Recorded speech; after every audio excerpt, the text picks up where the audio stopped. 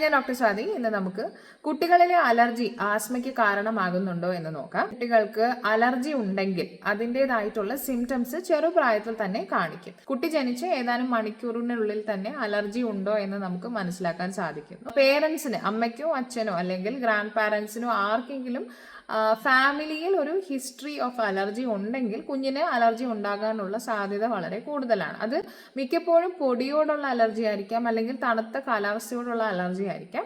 അങ്ങനെ ഉണ്ടാവുകയാണെങ്കിൽ കുട്ടി തുമ്മുന്നു, ഒപ്പം മൂക്ക് എപ്പോഴും ചൊറിച്ചിലുണ്ടായിരിക്കും, വളരെ ഇറിറ്റേറ്റഡ് ആയിരിക്കും, മൂക്ക് എപ്പോഴും ഇങ്ങനെ ആക്കാനുള്ള സാധ്യതയും വളരെ കൂടുതലാണ്. അലർജി എന്ന് പറയുമ്പോൾ കുട്ടിയുടെ ഇമ്മ്യൂൺ സിസ്റ്റം വളരെ ആക്റ്റീവ് ആയിരിക്കും. കുട്ടിക്ക് സ്കൂളിൽ പോകുന്ന സമയത്തോ അല്ലെങ്കിൽ അസുഖമുള്ള ആരെങ്കിലുമായിട്ട് കോണ്ടാക്ട് വരികയാണെങ്കിൽ എപ്പോഴും ഒരു അപ്പർ റെസ്പിറേറ്ററി മൂക്കൊലിപ്പ്, ജലദോഷം, ചുമ അങ്ങനെയുള്ള രീതിയിലുള്ള അസുഖങ്ങൾ ഉണ്ടാകാനുള്ള സാധ്യതയും ഉണ്ട്. അലർജിയെ കൺട്രോൾ ചെയ്യാൻ വേണ്ടി അലർജി ഉണ്ടാക്കുന്ന സാധനങ്ങളിൽ നിന്ന് മാറി നിൽക്കാൻ ശ്രമിക്കുക. അതായത് ഇപ്പോൾ പൊടി കാരണമാണ് അലർജി ഉണ്ടാകുന്നതെങ്കിൽ ഡസ്റ്റ് അടിക്കുന്ന സമയത്തൊന്നും കുട്ടീനെ ആ ഒരു എൻവയോൺമെന്റിൽ നിർത്താതിരിക്കുക.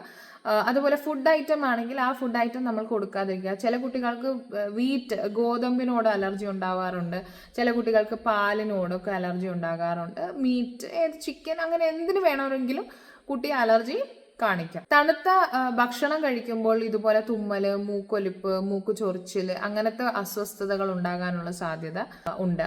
അലർജിയാണ് ആസ്മയും ഉണ്ടാക്കുന്നത് എന്നുള്ളത് കൊണ്ട് തന്നെ അലർജി ഉള്ള ആൾക്കാർക്ക് ആസ്മ ഉണ്ടാകാനുള്ള സാധ്യത വളരെ കൂടുതലാണ്. കുട്ടികൾക്ക് അലർജി ഉണ്ടാക്കുന്നത് ഈ പൂമ്പൊടി, പോളൻസിൽ നിന്നായിരിക്കും അലർജി ഉണ്ടാകുന്നത്, അല്ലെങ്കിൽ പുകവലി, അല്ലെങ്കിൽ അന്തരീക്ഷ മലിനീകരണം, ഒപ്പം കൊതുകുതിരി, ചന്ദനത്തിരി, ചില മണങ്ങൾ, തണുപ്പ്, വളർത്തുമൃഗങ്ങളുടെ സാമീപ്യം, കാലാവസ്ഥാ വ്യതിയാനം, ഇവയെല്ലാം ആസ്മ ഉണ്ടാക്കാനുള്ള ട്രിഗറിംഗ് ഫാക്ടേഴ്സ് ആണ്. ഈ പറഞ്ഞ കാര്യങ്ങൾ എല്ലാവർക്കും അലർജി ഉണ്ടാക്കണമെന്നില്ല. ഓരോ ആൾക്കാരിലും ഓരോന്നായിരിക്കും അലർജി ഉണ്ടാക്കുന്നത്. അപ്പം അത് എന്താണ് അലർജി ഉണ്ടാക്കുന്നത് എന്ന് നമ്മൾ കണ്ടെത്തി, അത് പേരൻസ് കണ്ടെത്തി ആ ഒരു പർട്ടിക്കുലർ ട്രിഗറിൽ നിന്ന് മാറ്റി നിർത്തുന്നത് ഈ ആസ്മ അല്ലെങ്കിൽ അലർജി കൺട്രോൾ ചെയ്യാൻ സഹായിക്കും. ചെറിയ തുമ്മലിൽ തുടങ്ങി മൂക്ക് ചൊറിച്ചിൽ ഉണ്ടാകുന്നു, മൂക്കിൽ നിന്ന് ജലദോഷം എന്നുള്ള രീതിയിലായിട്ട് മാനിഫെസ്റ്റ് ചെയ്യാം.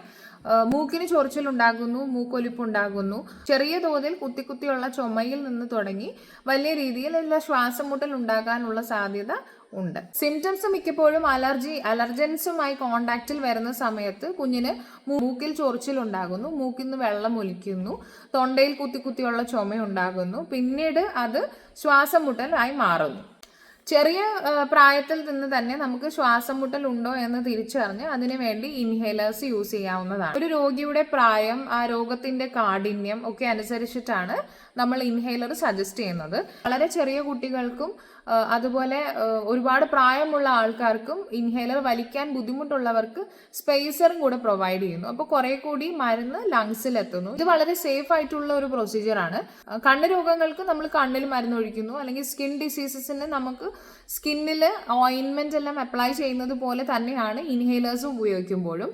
ഇൻഹേലർ ഉപയോഗിക്കുമ്പോൾ ഇൻഹേലറിൽ ഉണ്ടാകുന്ന ഡ്രഗ് നമ്മുടെ ലങ്സിൽ ഡയറക്ട്ലി ആക്ട് ചെയ്യുന്നു. വളരെ പെട്ടെന്ന് സിംറ്റമാറ്റിക് റിലീഫ് ഉണ്ടാക്കുന്നു.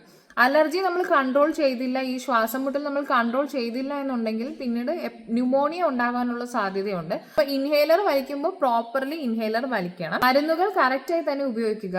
അത് ഗുളികകളാണെങ്കിൽ ഗുളിക കറക്റ്റായി കഴിക്കുക, ഇൻഹേലർ ആണെങ്കിൽ കറക്റ്റായി വലിക്കുക. ചെറിയ കുട്ടികൾ സ്പേസർ ഉപയോഗിച്ച് വലിക്കാം, അഡൽട്സിന് അതിന്റെ കാര്യം ഉണ്ടാവില്ല. ഇൻഹേലേഴ്സ് പ്രോപ്പർലി യൂസ് ചെയ്തില്ലെങ്കിലും ആസ്മയ്ക്ക് കൺട്രോൾ ഉണ്ടാകില്ല.